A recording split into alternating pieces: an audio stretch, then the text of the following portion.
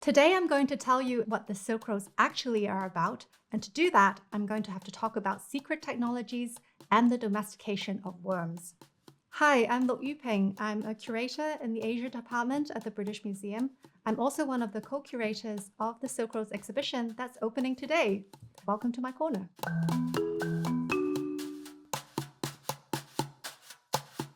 There are many different aspects that we can explore when we consider the Silk Roads as a history of connections, exploring the movement of people, objects, and ideas. And that's what I'd like to explore today through this remarkable object from the Silk Roads that's known as the Silk Princess painting. So what we see here is a painting on a wooden panel. It was found at a site called Dandan Oilik near Khotan in the southern edge of the Taklamakan Desert in present-day northwest China. And it dates to about the 7th to 8th century. So it's about 1,300 years old. It's an incredibly precious object.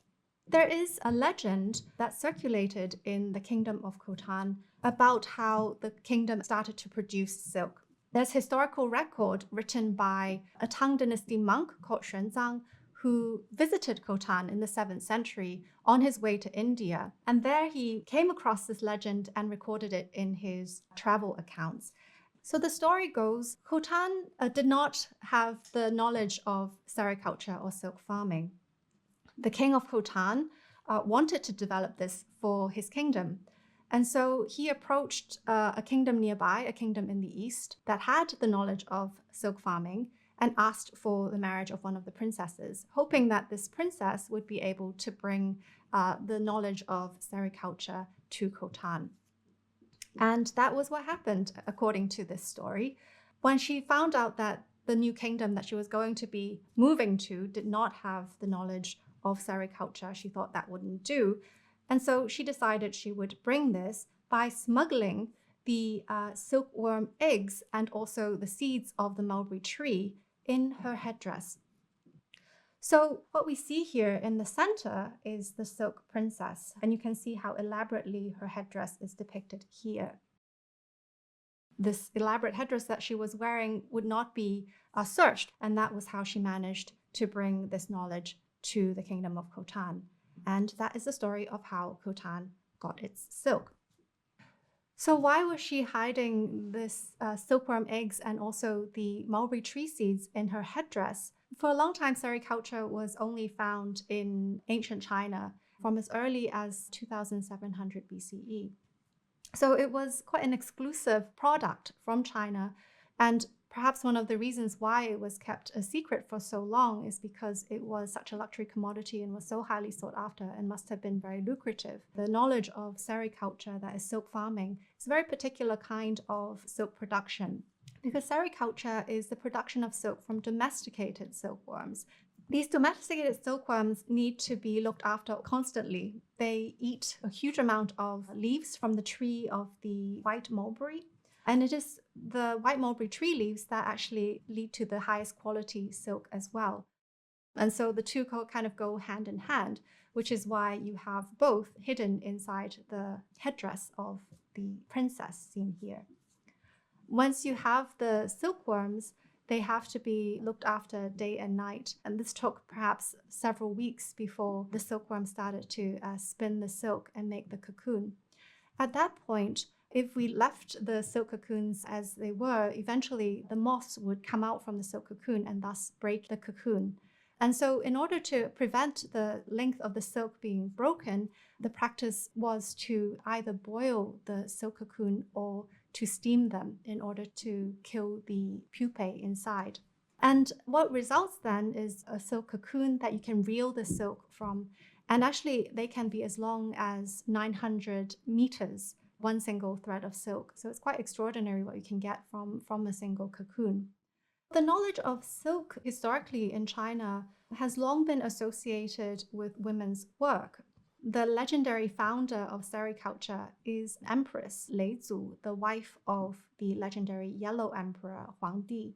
And she is credited with discovering how you can domesticate the silkworm and reel the silk from the silk cocoons. In ancient China, there is this understanding that men would go out into the fields to farm the land, and then women would be in the household looking after the household and weaving and also looking after the silkworms. And so this is the kind of idealized division of labor according to gender. And a princess of elite status would certainly could have traveled and accompanied by female servants. It is entirely plausible that her female servants could have had that knowledge. And so this is also what is being depicted on this panel, because you have the Silk Princess in the center. Then on the left side of the wooden panel, you have another female figure who is pointing very deliberately at her headdress, highlighting the importance of what is actually hidden in that headdress. We know this has something to do with the silk because of what's depicted between them. There's what's described as a basket with little round objects in it, and this has been identified as a basket of silk cocoons. On the far right of the painting, we see another female figure, and this female figure is actually seated in front of a loom. She is weaving, and in her hand, she is holding one of the tools of weaving, that is a weaver's comb. This is what's held in the hand of the woman in the far right of the panel. When you're weaving, you have horizontal threads and also vertical threads. And when you add the threads, you have to secure them against each other. And this comb, by pressing onto the threads, keep the weave tight and secure. And you can see how fine the comb is, so it would have been quite a fine weave here. What's also quite remarkable about this object, which was found at a site not too far away from Khotan, and also probably dated to around the same period as this painted panel, is that you can see the areas of the grain on the wood that have smoothed out as a result of its use.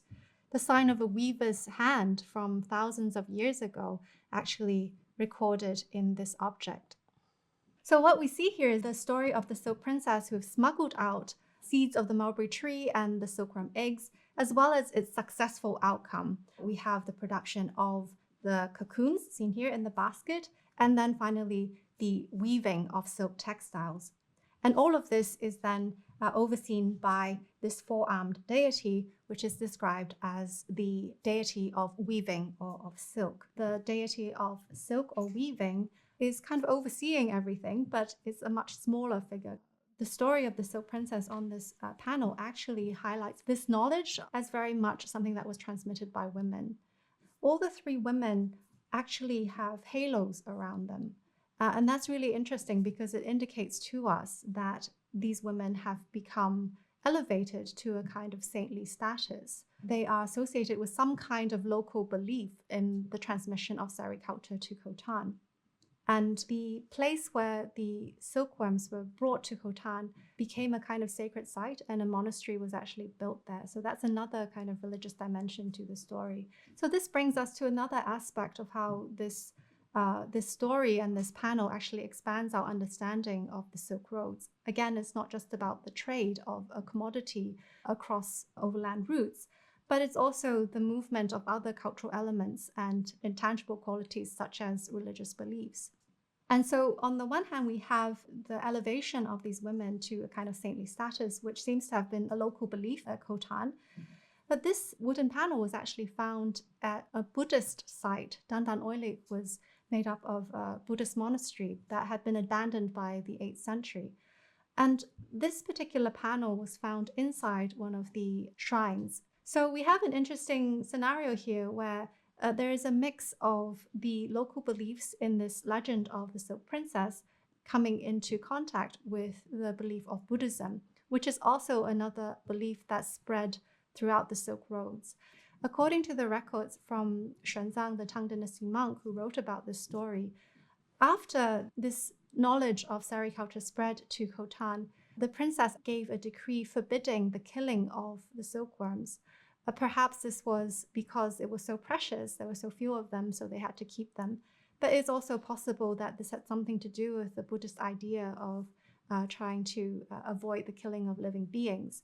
But that meant that the making of the silk must have been slightly different than in Khotan compared to what it was in Imperial China, where you would have the complete thread of the silk from the cocoon, whereas in the Kingdom of Khotan, if we are following the story of Xuanzang, these cocoons would have been broken through the silk moth that came out from the cocoon.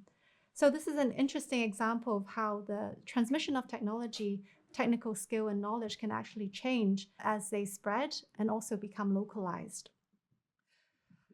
So with this object, we see on the one hand, the westward movement of the knowledge of sericulture and weaving from Imperial China spreading to the Buddhist kingdom of Khotan. And on the other hand, the eastward spread of Buddhism, this major religion that spread towards China and also establishing itself in the kingdom of Khotan from around the 1st century onwards.